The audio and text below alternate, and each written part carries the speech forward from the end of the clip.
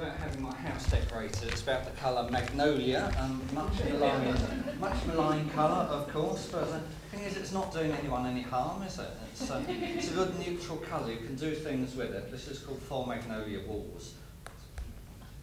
4 Magnolia Walls was all I wanted. 4 Magnolia Walls was all I wanted. Once you were a geography teacher, now you are a decorator. All I wanted was my 4 Magnolia Walls, and what I didn't want was what I got. You painted me a mural of a diagram of an aerial view of a bird's foot delta, alluvial deposits yellow, bright blue for the water, the course of the river corresponding to an existing hairline crack. Geography teacher, decorator, geography teacher, decorator, geography teacher, decorator, don't come back. All I wanted in my bathroom was the normal style of tiling, white tiles, horizontal, every 17th tile with a picture of a seashell. What I didn't want was every seashell annotated in Humbrol paint, approximately dated to its nearest geological era, telling me if it's a bivalve, a brachiopod, or a lamellibranch. Geography teacher, decorator, geography teacher, decorator, geography teacher, decorator, don't come back. Underneath the ceiling, ornamental frieze, stenciled lettering spelling out the principal industries of the principal towns in Northamptonshire.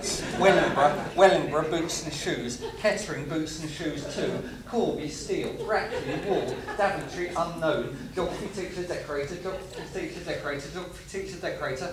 No, actually, that's quite useful. Could you do me something similar with Rutland in the vestibule? Because it's very, very small, you see. Only got 2 towns. And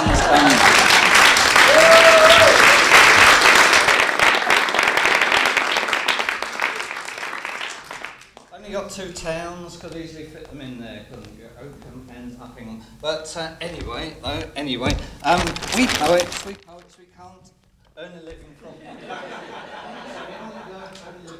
poetry on its own because our voice tends to go after a couple of days.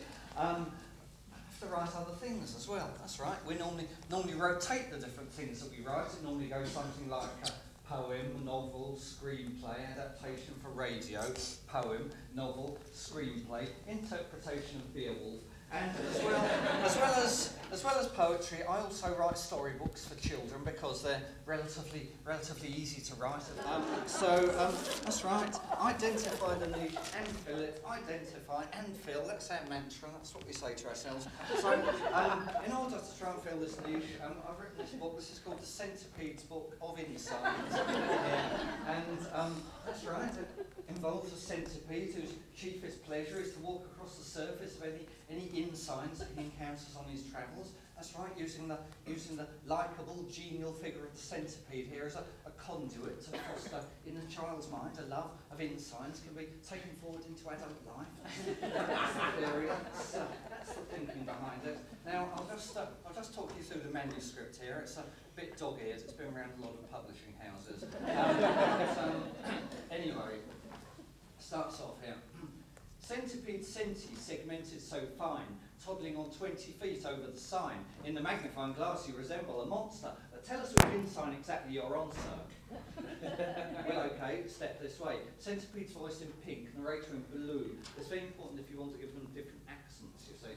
And then we see him magnified, very big, through the lens of the magnifying glass, and we have to identify which particular ensign he's on at any one particular time. Here we go. Are you floating on white waves on breakers so big? No, I'm up at the Duke of Northumberland's wing.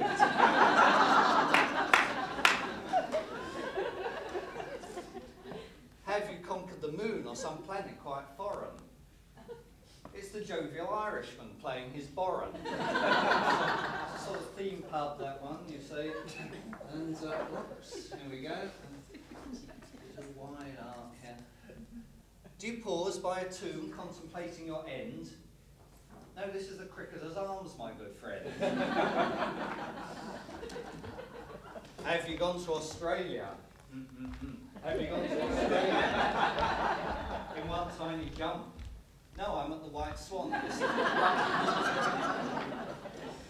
But which sign would you say is the pick of the bunch? The sign that says now serving Centipede's lunch. Sort of A-board, sort of blackboard outside. And initially, you know, that was going to be the end of the book. But then I thought for that particular age group it needed one more page of text adding at the end. So we've got the centipede's voice saying, could you also go to sleep, please?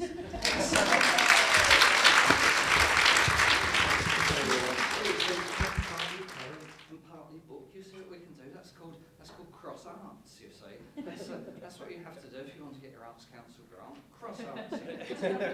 Two boxes, poetry and storybook. And that's anyway. Now another poem. This is about the school I went to, the school to which I went. You can say either way, can't you? This is called Hooting in the Dormitory. 1, 2, 3. 1, 2, 3. Have you forgotten those nights in the dormitory? Didn't we have a hooting like owls on the end of a promontory? Each night, 8 hours of unlimited jollity. Didn't we have a hoot? Part 1. When Gwendolyn brought a tree into school, into the dorm, a tree, and we disguised it as one of the girls, smuggled it into geology. Mrs. Septimus didn't suspect us, not for 1 second, until we'll that girl with the colony of spoonbills up on the tip-topmost bough of her uppermost branches. Please see me after the lesson, and do take off that ridiculous no poaching sign. Hooting in the dormitory part 2, when Jennifer brought a hermit into school, an anchorite, if you will, and we disguised him as one of the girls, smuggled him into Spanish conversation. Mrs. Septimus didn't suspect us, not for 1 second, until we'll that girl on the pallet of straw, with her head crudely cushioned on a stack of old Moore's almanacs. Please see me after the lesson. Lump of dry bread, spit it out. Hoot, hooting all night in the dormitory, except at midnight when we're feasting in the dormitory, feasting on yeast extract and jam sandwiches, crisps and Dundee cake, piping hot. Spoonbill pate? Bit of straw? Oh, go on then, why not? Thank you.